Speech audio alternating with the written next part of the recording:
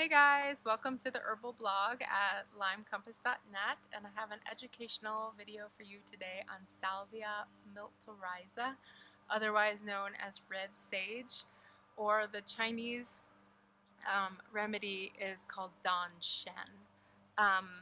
And it is called red sage because of its bright red roots. It actually has these beautiful purple flowers. It's been flowering for quite some time now, a few weeks even.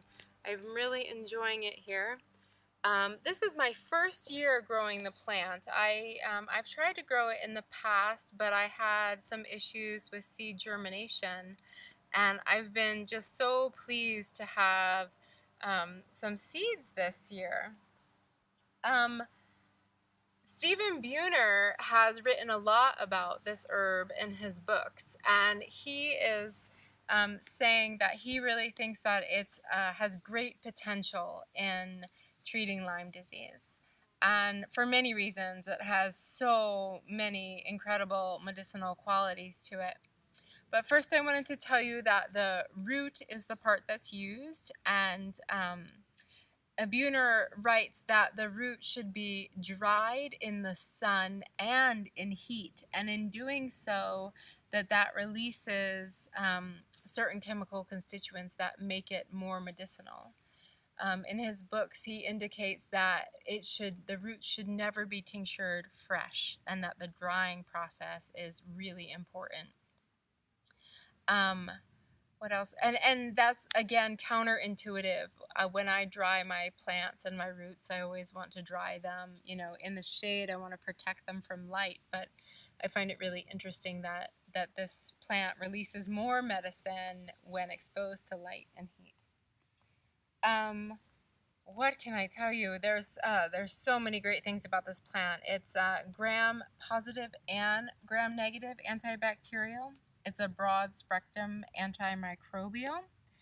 I find it very interesting that it protects and reestablishes the mucosal lining of the GI tract, which I think is so very important for those of us that have been on antibiotics for a long time, and for those of us that have the symptom of having GI issues where you're not tolerating food very well, your digestion is very off.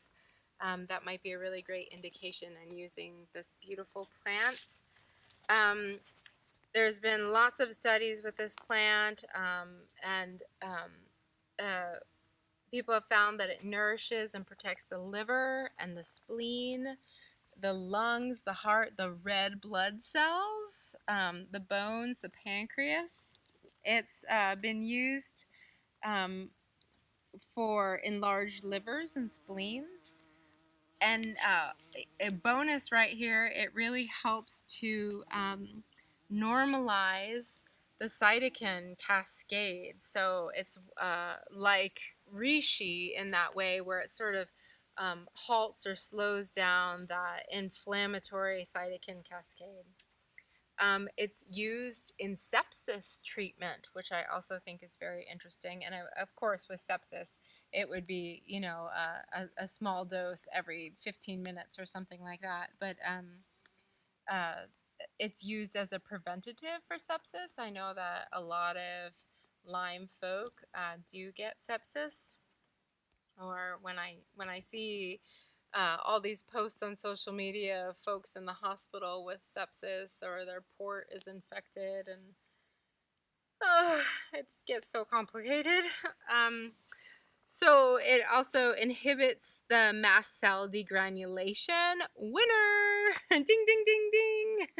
It reduces levels of hydrogen peroxide in damaged cells. Let's see, what else can I tell you? In traditional Chinese medicine, it was used for blood circulation. It's bitter and cooling. It's been used to reduce swelling. A Chinese medicine, we use it for the busy mind, the mind that won't quiet down, for clearing heat and toxins from the body.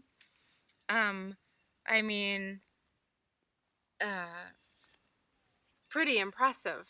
And I am so excited to make medicine and dry these roots and make some tincture.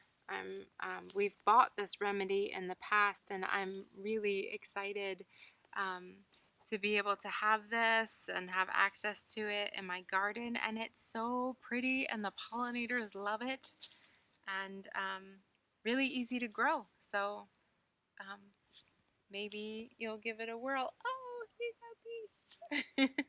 Thanks, guys.